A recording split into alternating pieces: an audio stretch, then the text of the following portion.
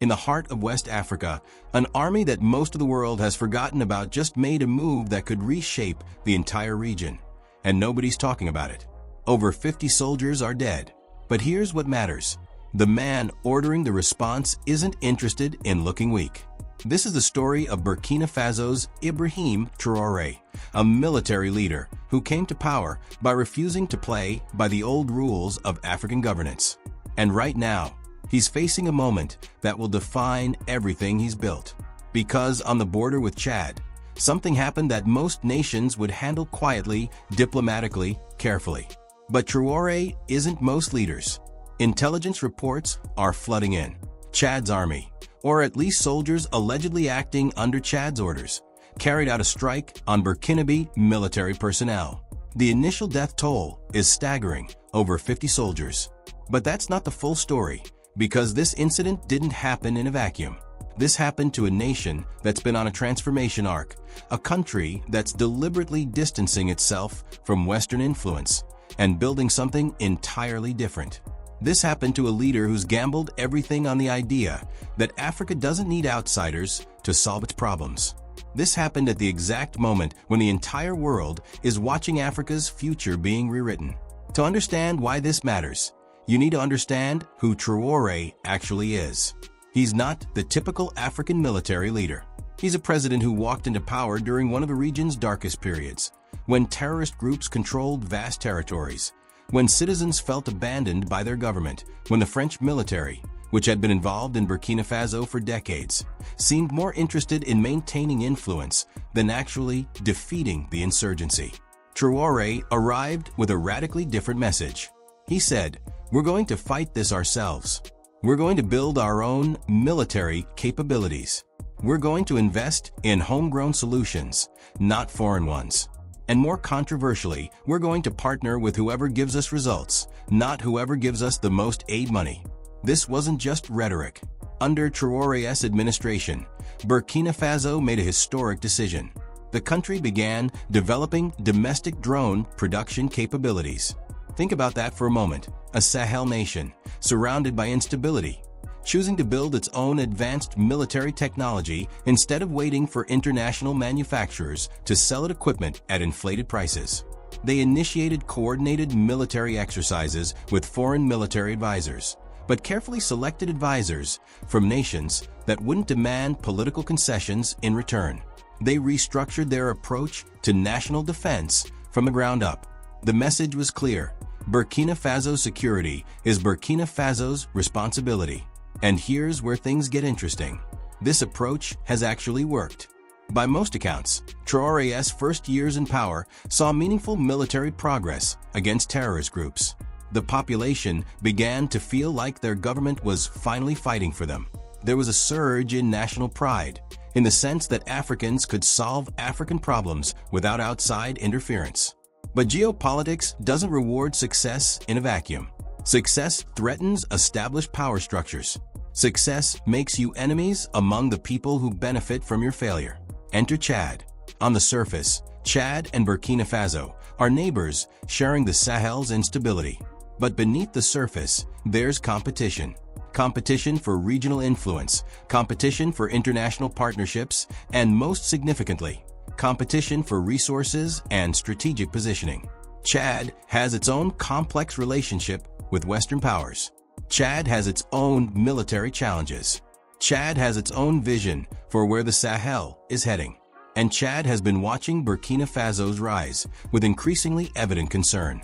Because when one nation in a region starts moving too independently, making too many unilateral decisions, building too much autonomous military capacity, it creates ripple effects that destabilize the carefully balanced power structures that have kept the region in a particular configuration. The reports now emerging suggest that this military strike wasn't random. This wasn't a simple border skirmish. This was a calculated move. Over 50 Burkinabe soldiers, according to current intelligence, were killed by forces allegedly under Chad's command. That's not a skirmish. That's a statement. But here's what makes this situation so volatile. It happened at a moment when Traoré has more leverage than ever before. His government has been consolidating power domestically. His military initiatives are showing results. His rejection of Western frameworks is resonating across the Sahel. He's becoming the kind of leader other nations have to take seriously. And now, someone is testing whether that power is real or merely performed. What happened next is what everyone in the geopolitical community is now waiting to see. Because Traoré has made a choice about how to respond, and that choice will signal to everyone, the African Union, international powers, neighboring nations, regional rivals, exactly what kind of leader he actually is when pushed. The signals are starting to emerge. Sources suggest that Traoré's government is actively preparing a strategic response. This isn't passive diplomacy. This isn't "we're investigating and we'll report back." This is a leader who's already begun to think through what comes next.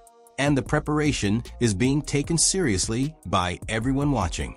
Analysts have noted something critical about Traoré's previous statements and actions. He's consistently emphasized national defense. He's consistently pushed the doctrine of self-reliance.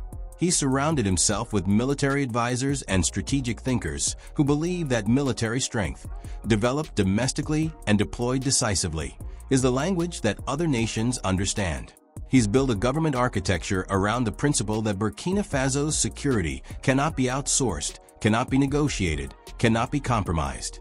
So when faced with a direct military affront, an actual strike, actual deaths, actual provocation, Traoré doesn't have the option of responding passively. A passive response would undermine everything his entire political project has been built on. It would signal to his own population that his promises of security and strength were hollow. It would signal to regional rivals that Burkina Faso's military capacity, despite all the drone development and coordinated exercises, isn't actually deployable when confronted. That's a political calculation that likely makes a strong response inevitable. But what does a strong response actually look like in this context? That's where the situation becomes genuinely unpredictable. The reports indicate that heightened security measures are being mobilized. This means border fortifications, military positioning, intelligence gathering. The armed forces are being placed on a different operational footing. This isn't peacetime posture anymore. Beyond that, there are signals of troop mobilization. When a nation begins moving military units, repositioning assets, and preparing for potential conflict, the whole dynamic changes. Neighboring countries notice. International observers monitor. Allies and rivals begin calculating their own responses. Suddenly, a bilateral incident between Burkina Faso and Chad becomes something with regional implications. And here's what makes this particularly significant. The response appears to be generating what analysts describe as national and regional solidarity. In other words, Traoré's framing of this incident as a direct affront to Burkina Faso's sovereignty, as an attempt to undermine his nation's security, as a test of whether Africa's people control their own destinies, is resonating. This is crucial because it means that whatever military response Traoré orders won't just be a state action. It will be a moment of national mobilization. It will be a moment when an entire country rallies around the principle of defending itself. This transforms a military incident into something broader, a statement about national identity, about African agency, about the kind of future that Traoré believes is possible. The Burkinabe population has already experienced years of uncertainty, terrorism, and displacement. They've lived through periods where their government seemed incapable of protecting them. Traoré came to power on the promise of changing that reality. If he's perceived as backing down to Chad, if he's perceived as unwilling to defend Burkinabe sovereignty, the political consequences would be severe. His entire legitimacy depends on the belief that he's capable of defending the nation. But that's not the only dimension to this. There's something happening beneath the surface of this military incident that most observers are only beginning to notice. The timing is significant. Traoré has been building momentum. He's been consolidating regional influence. He's been positioning himself as the leader of a new kind of African security architecture, one based on African solutions for African problems, rather than inherited colonial frameworks or Cold War alignments. And that's precisely the kind of momentum that can threaten established power structures. not just other African nations, but the international actors who've built their influence on Africans' inability to solve problems independently. The question becomes, is this incident from Chad genuinely a military escalation born from regional tensions? Or is it a signal from forces that want to see Traoré fail, that want to prove his model doesn't work, that want to demonstrate that African nations still need outside support to maintain security? The answer might involve both. Regional competition is real. Strategic tensions are real. But so are the interests of international actors who benefit from the current configuration of African instability and dependence.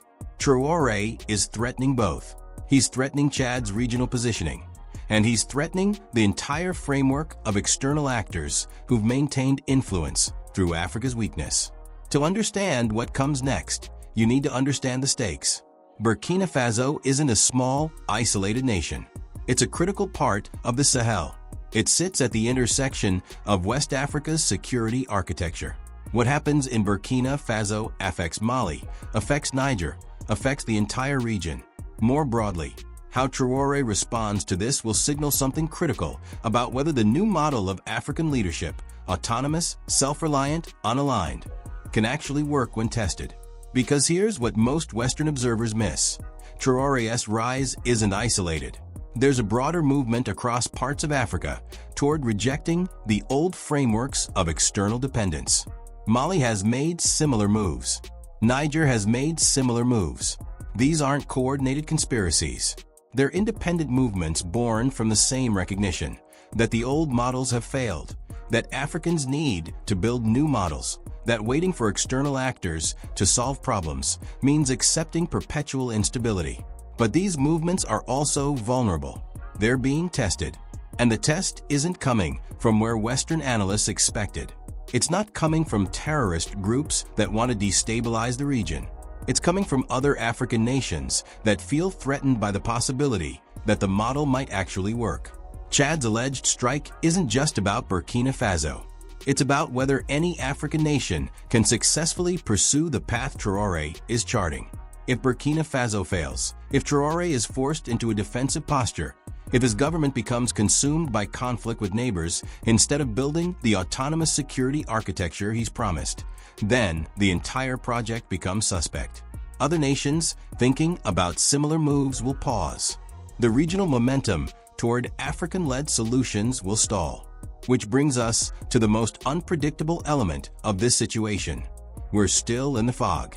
Official confirmation of the Chad strike is still pending. The exact circumstances of the incident remain unclear. The precise death toll hasn't been verified by independent sources. What we have are reports, intelligence assessments, and analyst interpretation. In situations like this, the absence of certainty becomes dangerous. Because nations don't respond to verified facts. They respond to threat perceptions. Traoré's government perceives a threat. Whether that threat is exactly as reported doesn't matter as much as the perception itself. And Traoré has already built credibility through decisive action. When he came to power, he acted. When he faced opposition, he moved. When he decided to chart a new course, he committed. He doesn't have a history of hesitation. So the question becomes, will that pattern continue even when the situation is murky? That's where the situation remains fluid. That's where further details are genuinely awaited by everyone: analysts, regional governments, international observers, the population of Burkina Faso itself. The situation is in a critical transition point. But even with the unknowns, some things are becoming clear. If Traoré responds militarily to Chad, if Burkina Faso's military is deployed in a direct confrontation, the implications extend far beyond the bilateral relationship. This becomes a statement about the viability of the new African security model that Traoré represents. A strong response would signal that Traoré's government isn't bluffing about its commitment to defending sovereignty. It would demonstrate that domestic military capacity actually translates to defensive capability. It would show that the doctrine of African self-reliance isn't just rhetoric. It's backed by willingness to act. But it would also trigger complex regional responses. Other neighbors would need to assess how this changes the balance of power. International actors would need to calculate how this affects their influence. The African Union would need to position itself either as a mediator or as an observer to an emerging new African security dynamic. And here's what adds another layer of complexity. Traoré has already emphasized the importance of coordinated military exercises with foreign advisors. This means he has international military relationships. It means he has allies who've signaled willingness to support his defense posture. A response to Chad might activate those relationships in ways that extend the incident beyond a simple bilateral dispute. The situation is poised on a knife's edge between containment and escalation. It could remain a serious bilateral tension, or it could catalyze something broader. The decisions Traoré makes over the coming days and weeks will essentially determine which trajectory actually occurs. But that's not the deepest layer of what's happening here. Because beneath the immediate military crisis, there's a fundamental reckoning about the future of African security and agency. Traoré has made a bet.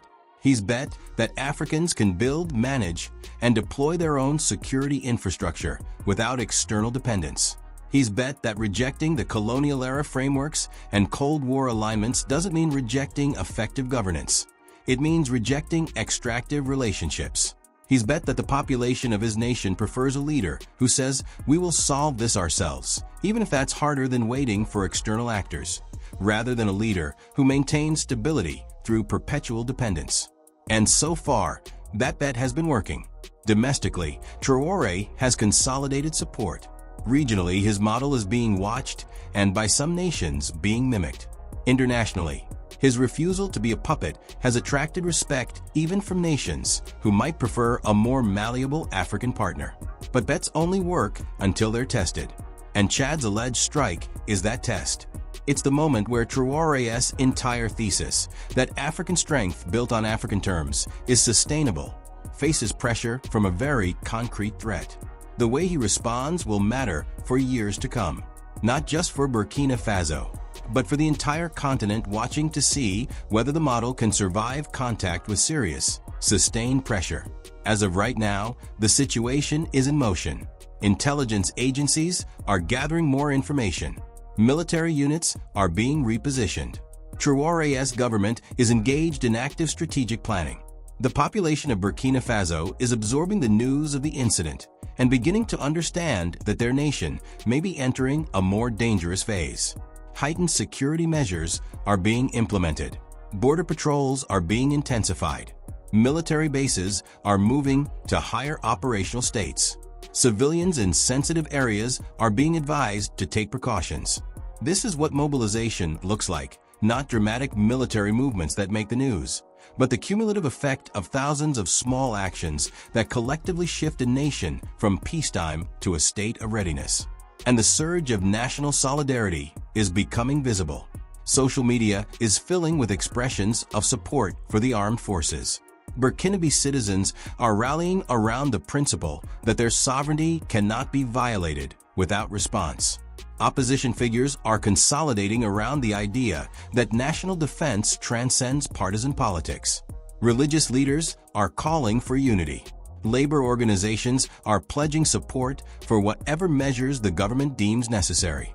This is the mobilization that Traoré has been building toward, not through propaganda or coercion, but through the genuine sense that the nation faces a moment where its foundational commitment to defending itself will be tested. The honest answer is, nobody knows. Traoré could respond militarily, and that could lead to a direct confrontation with Chad. That could escalate into a serious regional conflict that destabilizes the entire Sahel. It could also lead to a surgical military response that demonstrates capability without triggering wider conflict. Traoré could pursue diplomatic channels while maintaining military readiness, essentially calling Chad's bluff. He could escalate the incident internationally, bringing the African Union, regional organizations, or international bodies into mediation. Each of these options has different implications. Each carries different risks. Each would send different signals to the actors watching to see whether African-led security models can actually function under pressure. What we do know is that Traoré has built his legitimacy on the promise of decisive action in defense of sovereignty. Passivity isn't an option that's politically available to him. Something will happen. The question is what? This incident matters because it's a test of something fundamental about the future of Africa. For generations, African nations have accepted the framework that their security depended on external actors, on former colonial powers, on Cold War blocs, on international institutions designed by other nations. Traoré and leaders like him are challenging that framework. They're saying, no more. We're going to build this ourselves. That's a radical position. It's a position that threatens the entire architecture of international relationships that's developed around African weakness. It's also a position that, if it succeeds, would fundamentally reshape the continent. But success requires that when a nation actually faces a serious threat, it can respond effectively. It requires that the domestic military capacity that's been built actually translates to defensive capability. It requires that the population's faith in their government's commitment to their security isn't just rhetoric. This incident with Chad is that test made concrete. It's not a hypothetical question about what African-led security would look like. It's a real military crisis that requires real responses. The world is watching to see what Traoré does. Analysts are waiting for clarity on what actually happened. Regional governments are calculating how this affects their own security. And the population of Burkina Faso is preparing for the possibility that their nation's commitment to defending itself might be about to be tested in ways they hadn't anticipated. Because in West Africa's most tense region, the stakes have just gotten considerably higher. And the moment when rhetoric becomes reality is probably closer than anyone expected. The situation remains fluid. Details are being verified. Strategic responses are being planned. And somewhere in Ouagadougou, a leader who gambled everything on the idea that Africa doesn't need outsiders is preparing for the moment that will define whether that gamble was justified. What happens next will echo far beyond the borders of Burkina Faso, because this is about more than one nation's military response. This is about whether a fundamentally different model of African governance and security can actually work. And that question affects the entire continent.